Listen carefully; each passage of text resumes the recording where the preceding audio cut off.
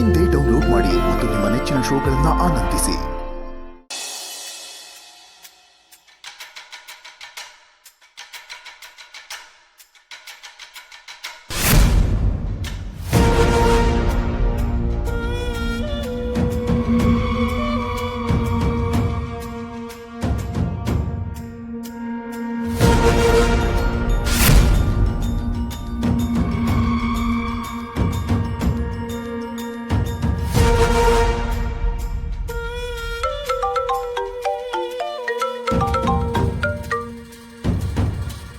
Hello, ಹೇಳಿ ಭಾವ. ಭವನವ, paper ನೋಡಿದ್ರಾ? ಯಾಕೆ ಭಾವ, ಏನಾಯ್ತು? ನಾವು ಹುಡುಕ್ತಿದ್ವಲ್ಲ ಲಾರಿ, ಆ ಡ್ರೈವರ್ ಆಕ್ಸಿಡೆಂಟ್ ಆಗಿ ಸತ್ತೋಗೋನೆ ಕಣವ.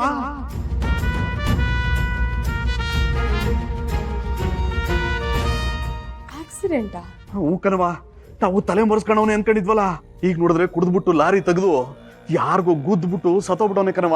ನಮ್ಮ ಹತ್ರ ಸಾಕ್ಷಿಯಾಗಿ ಆ ಡ್ರೈವರ್ ಒಬ್ನೇ ಇದ್ದಿದ್ದು.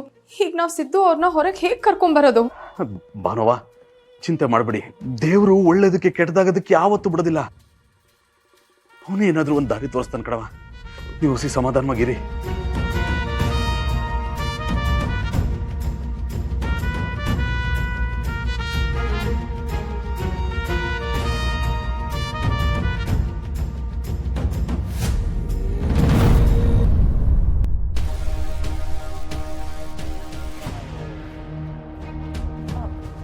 ರೀ, ಏನಾಯ್ತು?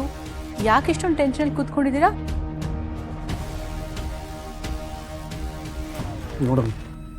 ನೋಡಮ್ಮ ಇದನ್ನ.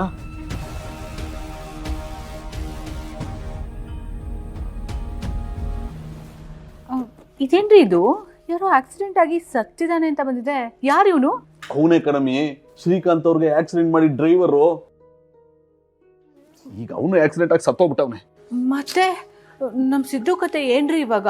ನನಗೆ ಯಾಕೋ ಅವನು ನಿಜವಾಗ್ಲೂ ಆಕ್ಸಿಡೆಂಟ್ ಆಗಿ ಸತ್ನಾ ಅಥವಾ ಬೇರೆ ಏನಾರ ಆಗಿ ಸತ್ನಾ ಅಂತ ನಂಗೆ ಅನುಮಾನ ಬರ್ತದ ಕಣಮಿ. ಮತ್ತೆ ಅಲ್ಲ ರೀ, ಏನ್ರಿ ಹೀಗೆಲ್ಲ ಅಂದ್ರೆ? ನಮ್ ಸಿದ್ದನ ಉಳ್ಸಕ್ ಇದ್ದಿದ್ದು ಇದೊಂದೇ ದಾರಿ ಕಣಮಿ. ಈಗ ಅವನು ಸತ್ತೋಗ್ಬಿಟ್ಟವನೆ. ಏನ್ ಮಾಡೋದು? ನಮ್ ಸಿದ್ದು ಹೆಂಗ್ ಆಚೆ ಕರ್ಕೊಬರೋದು?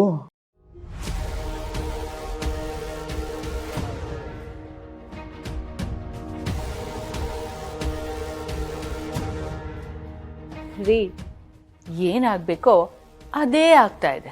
ನೀವು ಎಷ್ಟೇ ಪ್ರಯತ್ನ ಪಟ್ಟರು ನಿಮ್ಮ ತಮ್ಮ ಸಿದ್ದುನ ಜೈಲಿಂದ ಬಿಡಿಸ್ಕೊಂಡು ಬರೋಕ್ಕಾಗಲ್ಲ.